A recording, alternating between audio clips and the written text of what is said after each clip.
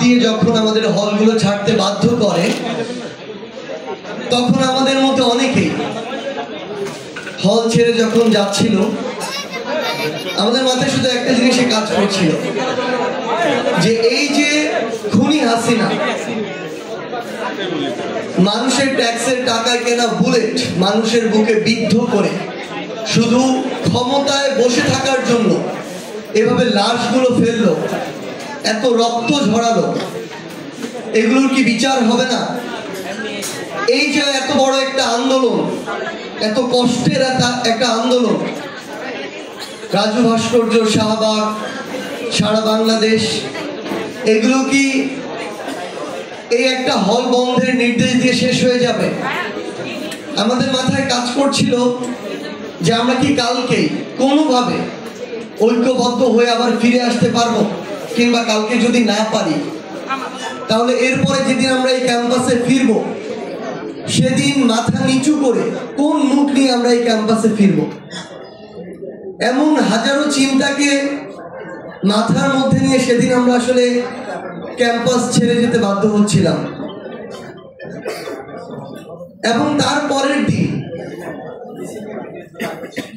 যখন অনেকটা অপ্রত্যাশিত ভাবে, কারণ এটা আমাদের কল্পনাতেও ছিল না, তারপরের দিন যেভাবে আমাদের প্রাইভেট বিশ্ববিদ্যালয়ের ভাই বোনেরা, আমার কাছে মনে হয় যে এমন একটা ছাত্রছাত্রীদের যৌক্তিক একটা আন্দোলন, কোটা সংস্কার আন্দোলন, এরপর অভ্যুত্থানের রূপ নিয়েছে, এমন প্রেক্ষাপটই পৃথিবীর ইতিহাসে খুবই কম। এবং তার মধ্যে এভাবে আবার নতুন করে দ্বিতীয় ধাপে গিয়ে ফাইট ব্যাক করার যে ইতিহাস, এই ইতিহাস পৃথিবীর এমন যে কোনো গণঅভ্যুত্থানের ইতিহাসে বিরল। তো আমার প্রাইভেট বিশ্ববিদ্যালয়ের ভাই বোনেরা, আমার কাছে মনে হয় এই অভ্যুত্থানের 3টা অধ্যায় ছিল। 1 জুলাই থেকে ওই 17 জুলাই হল বন্ধ হওয়া এবং আমাদের হল ছাড়া পর্যন্ত একটা অধ্যায়, এবং অপ্রত্যাশিত ভাবে আমরা যেটা কল্পনা করিনি, আমাদের সকল চিন্তাকে এক পাশে রেখে বুক চিতিয়ে আমাদের প্রাইভেট বিশ্ববিদ্যালয়ের ভাই বোনেরা ওই 18 তারিখ থেকে আমাদের ডিবি অফিস থেকে বের হওয়ার পূর্ব পর্যন্ত এই যে অধ্যায়টা, এটা আমার কাছে মনে হয় যে এটা একটা দ্বিতীয় অধ্যায় ছিল। এবং ওই 3 অগাস্টে শহীদ মিনারের ওই 1 দফার ঘোষণা, 4 অগাস্ট আর 5 অগাস্ট, এটা আরেকটা গণমানুষের অধ্যায় ছিল। প্রথম অধ্যায় যদি ঢাকা বিশ্ববিদ্যালয়কে কেন্দ্র করে শুরু হয় এবং ঢাকা বিশ্ববিদ্যালয়ের নেতৃত্ব দেয়, দ্বিতীয় অধ্যায়ের নেতৃত্ব দিয়েছিল আমাদের প্রাইভেট বিশ্ববিদ্যালয়ের ভাই বোনেরা, এবং তৃতীয় অধ্যায়ের নেতৃত্ব ছিল বাংলাদেশের গণমানুষ। স্বতঃস্ফূর্ত অংশগ্রহণ, শুধুমাত্র কর্মসূচি একটা নির্দিষ্ট প্ল্যাটফর্ম থেকে দেওয়া হয়েছে, কিন্তু এই স্বতঃস্ফূর্ত অংশগ্রহণ এই আন্দোলনকে একটা গণঅভ্যুত্থানে পরিণত করেছে।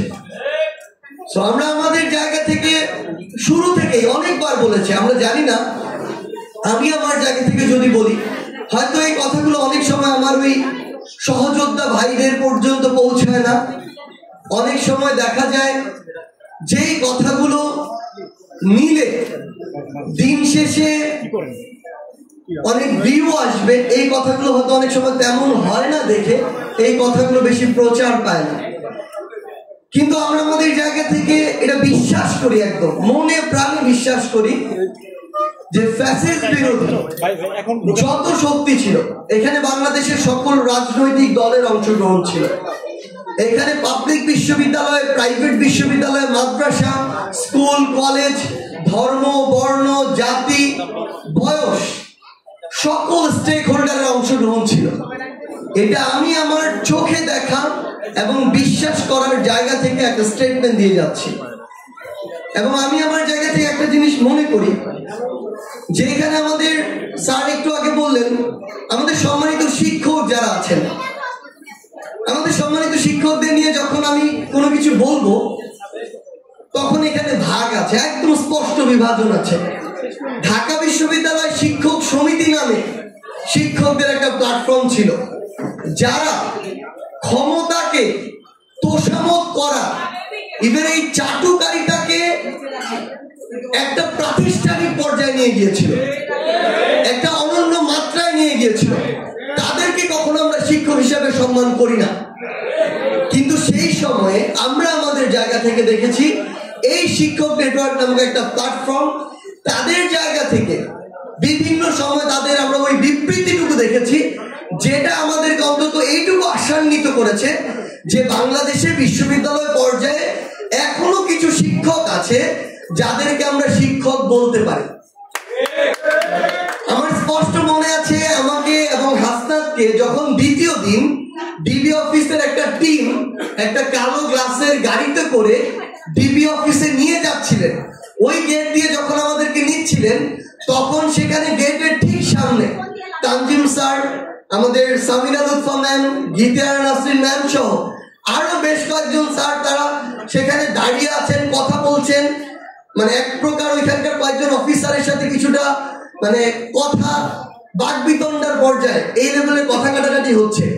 কিন্তু আমরা ক্লাসে হয়তো ঠকঠক করছিলাম, আমাদের শব্দ তো বাইরে পর্যন্ত যাচ্ছিল না।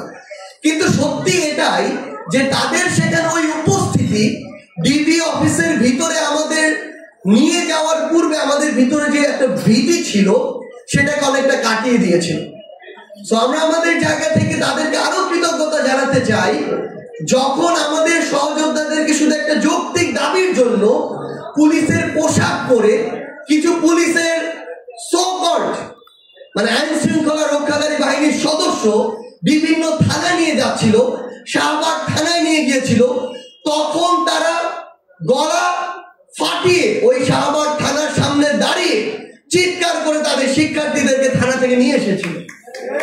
তো আমরা আমাদের জায়গা থেকে শুধু একটা কথাই বলি, কথাগুলো হয়তো ধীরে ধীরে সময়ের প্রয়োজনে আসবে, কিন্তু যেটা সত্য সেটাকে অস্বীকার করার কোনো সুযোগ নেই। এটা ৭১ নয়, ৫২ নয় যে আমাদের সামনে প্রুফ নেই, ডকুমেন্টস নেই, সবকিছু আছে। ক্যামেরা বন্দি করা আছে, ফেসবুক পোস্টের লিখিত শব্দ আকারে আছে। আমি আমার প্রাইভেটের যোদ্ধাদের একটা অনুরোধ করব, এটা সত্যি, এটা আমাদের সীমাবদ্ধতা যে আপনাদের স্ট্রাগল গুলো আমাদের যেভাবে রিপ্রেজেন্ট করা উচিত ছিল আমরা এটা করতে পারিনি। আজকে এখানে আমি আমার জায়গা থেকে আপনাদের কাছে উন্মুক্ত এই মঞ্চে আপনাদের জন্য, আপনাদের কাছে আমার পক্ষ থেকে, আমাদের পক্ষ থেকে এটার জন্য ক্ষমা চাই। কিন্তু সত্যি কথা এটাই যে প্রত্যেকটা মানুষের স্ট্রাগল ভিন্ন। আমার সাথে অনেক সময় নাহিদ ইসলাম ছিল, হাসনাত আব্দুল্লাহ ছিল, কিন্তু আমরা যদি আমাদের জায়গা থেকে আমাদের গল্পগুলো লিখি হয়তো একজনের সাথে আরেকজনের দেখা যাবে অর্ধেকই মিলছে না, কারণ আমরা প্রত্যেকটা রাত একসাথে কাটাইনি। আমাদের ভিতরের ভীতি, আমাদের পরিবারকে দেওয়া থ্রেট গুলো, আমাকে ডিজিএফআই তুলে নিয়ে যাওয়া, আমাকে কিভাবে টেনে হিস্ট্রে পদ্মায় নিয়ে যাওয়া হলো, এই গল্পগুলো কিন্তু অনেকের সাথেই মিলবে না। তো আপনারা এই বাড্ডায় কি ফেস করেছেন, রামপুরায় কি ফেস করেছেন, যাত্রাবাড়িতে কি ফেস করেছে, বিএনএস উত্তরায় কি ফেস করেছে, একটা উত্তরের ওই সেক্টরের গলিতে কি ফেস করেছে, সেই স্ট্রাগলটা আমি জানি না। আমি আপনাদেরকে অনুরোধ করছি আপনারা আপনাদের জায়গা থেকে, আমি এটা বিশ্বাস করি আমার এই প্রাইভেট বিশ্ববিদ্যালয়ে যে ভাই বোনরা রয়েছে অন্তত কমিউনিকেশনের জায়গায়, বিভিন্ন প্রযুক্তিগত স্কিলের জায়গায় তারা আমাদের চেয়ে বেশি এই জায়গায় এগিয়ে। আপনারা আপনাদের এই গল্পগুলো তুলে ধরুন। আজকের এই ভিডিও আমার কাছে মনে হয় অনেক সীমাবদ্ধতা আছে, কিন্তু হয়তো তাদের কাছে এর চেয়ে বেশি রিসোর্স নেই। আপনাদের কাছে যে রিসোর্সগুলো আছে এগুলো ইতিহাসের অংশ, আপনারা এগুলোকে একত্রিত করে ডকুমেন্টারি করে সামনে নিয়ে আসুন। আমার মনে আছে ব্র্যাকের সামনে যখন ওই পুলিশরা তাদের জায়গা থেকে নির্বিচারে গুলি চালাচ্ছিল, প্রথম ধাপে যখন ব্র্যাকের আমাদের ভাই বোনেরা পিছনের দিকে গেট পর্যন্ত পিছালো এবং তারপরে নতুন আরেকবার ওই গেট থেকে সামনের দিকে অগ্রসর হলো, তখন কিন্তু ওই পুলিশ সহ আইন শৃঙ্খলা রক্ষাকারী বাহিনীর সদস্যরা পিছু উঠতে বাধ্য হয়েছিল। সেই ভিডিওটা এখনো আমার টাইমলাইনে শেয়ার করা। হয়তো প্রত্যেকটা প্রাইভেট বিশ্ববিদ্যালয় কিংবা ঢাকার বিভিন্ন জায়গায় এমন অসংখ্য ঘটনা আছে যেটা আমার নজরে পড়েনি, কিন্তু এই ঘটনাগুলো বাংলাদেশের সামনে, পুরো পৃথিবীর সামনে আমাদের নিয়ে আসতে হবে। কারণ এগুলো বাঁচিয়ে যদি আমরা না রাখতে পারি তাহলে এগুলোকে কোনো না কোনো ভাবে হয়তো ১ দশকের মধ্যে মুছে ফেলে ওই খুনিরা আবার ক্ষমতার দিকে চোখ রাঙাবে। আমি আমার জায়গা থেকে আপনাদেরকে অনুরোধ করি, আপনাদের অনেকে অনেকের লিখার হাত ভালো, আপনি বই লিখুন, আপনি সোশ্যাল মিডিয়ায় লিখুন, আপনাদের অনেকের হয়তো আইটি স্কিল ভালো, আপনি একটা ডকুমেন্টারি তৈরি করুন, আপনার কাছে হয়তো আপনার গ্যালারিতে আপনার বন্ধুর, আপনার সহযোদ্ধা এমন অনেক ছবি আছে যেই ছবিটা এখনো ইতিহাসকে নতুন করে রিপ্রেজেন্ট করতে পারে, যে ছবিটা খুনি হাসিনার যে খুনের যে মাত্রা সেই মাত্রাটাকে 10 গুণ বাড়িয়ে দিতে পারে। এই অত্যাচারগুলো, নির্যাতনগুলো, নৃশংসতাগুলো আপনাদেরকে অনুরোধ করি আপনারা পৃথিবীর সামনে নিয়ে আসুন। আমরা আমাদের জায়গা থেকে আপনাদেরকে শুধু একটাই অনুরোধ করতে পারি, এই 6 মাসে 7 মাসে আমাদের যা যা করা উচিত ছিল, এমন অনেক কিছুই করা উচিত ছিল যেটা আমরা করতে পারিনি, কিন্তু এটাও সত্য যে এমন প্রেক্ষাপট বিভিন্নভাবে তৈরি করা হয়েছে যেগুলোর জন্য আমরা করতে পারি, কিংবা আমরা এই যে অভিজ্ঞতাগুলোর ভিতর দিয়ে গিয়েছি, এখানে আমার যারা সহযোদ্ধা আছেন আমরা সবাই জীবনের প্রথম এই অভিজ্ঞতার ভিতর দিয়ে গিয়েছি। আমরা জানি না যে আমার এই ঘটনাটার জন্য আমার পরবর্তী স্টেপ কি হওয়া প্রয়োজন। আমরা হয়তো অনেকের কাছে পরামর্শ নিতে যাই, তারাও জানেন এখানে কি করা প্রয়োজন। সো এই জায়গায় আমাদের বেশিরভাগ ক্ষেত্রে যেটা হয়েছে, হয়তো অনেক কিছু যেটা করেছি সেটা আমাদের করা ওই জায়গায় ওই মুহূর্তে হয়তো ঠিক ছিল না, অনেক কিছু হয়তো ঠিক হয়ে গিয়েছে, কিন্তু সত্যি কথা এটাই যে আমাদের যে চেষ্টা, আন্তরিকতা, চাওয়া, এই জায়গায় কখনো মানে আমরা বিন্দু মাত্র অসততা আমরা ঢুকতে দেইনি। ভাই আপনাদের কাছে একদম খোলা মনে শুধু একটা কথা বলতে চাই, বিশ্বাস করে এখানে আমাদের সকল সহযোদ্ধারা আছে এবং আমাদের সবার আলাদা একটা সংগ্রাম আছে, লড়াই আছে। এই অভ্যুত্থানের ওই নেতৃত্বে কিংবা সামনের সারিতে কিংবা সমন্বয়কের ভূমিকা আপনারা যাদেরকে চিনতেন, যারাই ছিল, যে কোনো সিচুয়েশনে আমাদের এমন অনেক গল্প আছে যেগুলো এখন আপনাদের সামনে শেয়ার করার আমরা সুযোগ পাইনি, এটাই সত্য। স্যার যেমন আজকে নতুন অনেক কিছু বললেন, হয়তো সামনে আরো নতুন অনেক কিছু আসবে যেগুলোর সময় সুযোগ হয়ে ওঠেনি, কিন্তু এই সামনের মানুষগুলোর ভিতরে যদি কোনো অসৎ উদ্দেশ্য বিন্দু মাত্র থাকতো, ওই জুলাই এবং অগাস্টের সিচুয়েশনটাই এমন ছিল, 2-4 জনের মধ্যে অসৎ উদ্দেশ্য চেপে বসলে এই আন্দোলন অন্যদিকে মন নিতে পারত। সো এই মানুষগুলো এখনো তাদের অন্তর থেকে, মন থেকে এই বিষয়টাকে ফিল করে, ওন করে, কিন্তু সামগ্রিকভাবে যে সহযোগিতা, আমার অনেক প্রাইভেটের এখানে ভাই বোনেরা আছে যারা মনে করে যে তারা আমাদের সাথে কমিউনিকেশন করতে পারছে না, আবার আমরা আমাদের জায়গা থেকে মনে করি আমরা কিভাবে তাদের সাথে কমিউনিকেশন করব। সো এই যে আমাদের ল্যাগগুলো, এগুলো আমাদের এখন কাটিয়ে ওঠাটা খুব বেশি গুরুত্বপূর্ণ। আমাদের সমস্যাটা যেটা হয়ে গিয়েছে, অনাকাঙ্ক্ষিতভাবে, অপ্রত্যাশিতভাবে এমন একটা জায়গায় 36 দিনের ব্যবধানে আমরা এসে পড়েছি, হয়তো আমাদের পুরো জীবন দশায় আমরা এত বড় দায়িত্ব পাবো বলে কখনো চিন্তা করিনি। সো আমরা আপনাদেরকে অনুরোধ করব, সহযোদ্ধা হিসেবে আমাদের সীমাবদ্ধতার গুলো আপনারা দয়া করে ক্ষমা সুন্দর দৃষ্টিতে দেখবেন, কিন্তু এখন সময় হচ্ছে যাদের আমরা একদম স্পষ্ট করে বলি, ভাই লড়াইয়ের 3টা ধাপ যেমন আমার মনে হয়েছে ওই অভ্যুত্থান পুরোটা আবার লড়াইয়ের একটা ধাপ। 5ই অগস্টের পরে নতুন আরেকটা ধাপ শুরু হয়েছে, যেটা আরো দীর্ঘ, এই সংগ্রামটা আরো কঠিন। এই পুরো সিস্টেমটাকে প্রত্যক্ষ এবং পরোক্ষভাবে দেখার একটা সুযোগ হয়েছে, রাষ্ট্র ব্যবস্থা কিভাবে চলে, ক্ষমতা কিভাবে চলছে। সত্যি কথা এটাই, আমাদের কাছে অনেক কিছু জাস্ট রিপ্রেজেন্ট করা হয়, দেখানো হয়, কিন্তু বিষয়গুলো এভাবে না। কিন্তু আমরা আমাদের জায়গা থেকে এগুলো সবার সামনে আমরা তুলে যেমন ধরতে চাই, আপনাদেরকে আমরা দেখাতে চাই। আমরা আপনাদেরকে অনুরোধ করছি, এই যে দীর্ঘ লড়াই, এই লড়াই আপনাদের অংশগ্রহণ প্রয়োজন। একটু আগে একটা কথা বলা হয়েছে যে স্বাধীনতা আমরা অর্জন করেছি, কিন্তু এখন এটা রক্ষা করাটা খুব বেশি গুরুত্বপূর্ণ। আমরা জাস্ট আপনাদেরকে অনুরোধ করি, আমাদের এখন ইউনাইটেড হওয়াটা ইম্পর্টেন্ট। আমাদের অনেক সীমাবদ্ধতা আছে, এই সীমাবদ্ধতাগুলোকে কাটিয়ে ওঠা ইম্পর্টেন্ট। কমিউনিকেশনটা ডেভেলপ করতে হবে। যেই যেই জায়গায় এই আন্দোলনটা হয়েছিল, আমাদের সহযোদ্ধারা ছিল, সেই জায়গাগুলোতে গিয়ে আমাদের এখন একত্রিত হতে হবে। আমরা জাস্ট আপনাদেরকে একটা জিনিস বলি, আমাদের এই সদিচ্ছাটুকু পূর্ণ আছে, অনুগ্রহ করে আমাদের এই কমিউনিকেশনটা এস্টাবলিশ করতে আমরা যেন বোথ সাইড থেকে হেল্প করি। আপনারা আপনাদের দিক থেকে একটু এগিয়ে আসুন, আমরা আমাদের থেকে এখন থেকে সর্বোচ্চ চেষ্টা করব। দিন শেষে বৈষম্য বিরোধী ছাত্র আন্দোলন বলি, নাগরিক কমিটি বলি, যত শব্দই বলি না কেন, আমাদের এই যে চাওয়া পাওনা আমরা আমাদের নিজের চোখের সামনে দেখছি। আমরা এখন যখন ধীরে ধীরে একটু নিজেদের জায়গায় ফিরে যাচ্ছি, বিভিন্ন স্বার্থের কারণে বিভাজিত হচ্ছি, আমাদের যে বিপক্ষ শক্তি, এই শক্তিটা অনেক বড় এবং তারা ঐক্যবদ্ধভাবে ফিরে আসার চেষ্টা করছে এবং তারা আমাদের স্বপ্নের প্রত্যাশিত ওই সিস্টেমটাকে ডেভেলপ হতে দিতে চায় না।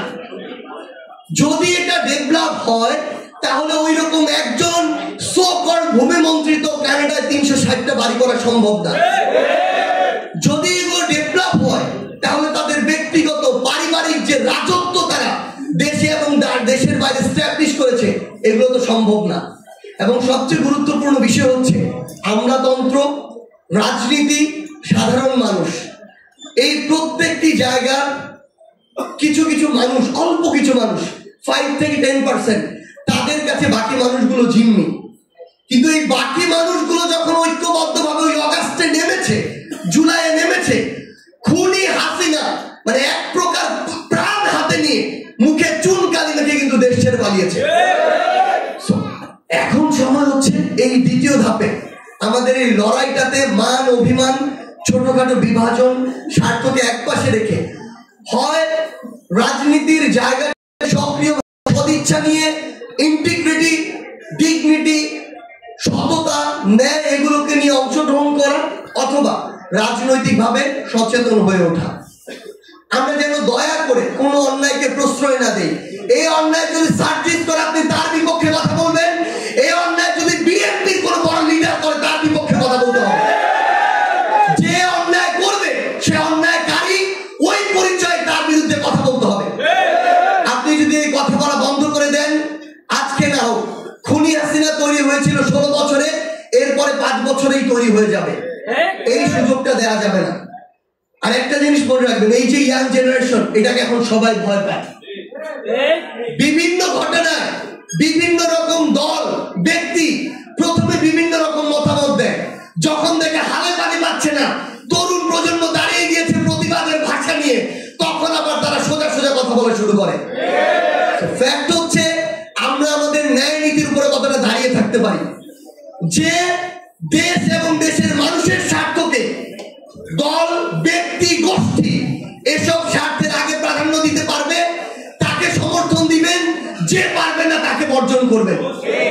আমরা বিশ্বাস করি আমাদের এই ঐক্যবদ্ধ যাত্রা আগামীর বাংলাদেশ প্রতিষ্ঠা, দীর্ঘ সময়ের যে লড়াই, এই যাত্রা, এই লড়াই আমরা ঐক্যবদ্ধভাবে একসাথে চলতে পারবো। 5 অগাস্টে খুনি হাসিনা দেশ ছেড়ে পালিয়ে যাওয়ার সময় ওই মুহূর্তে রাজপথে থেকে শরীর যখন বারবার শিউরে উঠছিল, তখন এই বাংলাদেশকে নিয়ে যে স্বপ্নগুলো দেখছিলাম, আমাদের সেই স্বপ্নগুলো জীবনের বিনিময়ে হোক, রক্তের বিনিময়ে হোক, অবশ্যই বাস্তবায়ন করতে হবে। সেই বাস্তবায়নের পথে আপনাদের সাথে আবারও দেখা হবে, হয় রাজপথের সংগ্রামে অথবা বিজয়ে। ধন্যবাদ।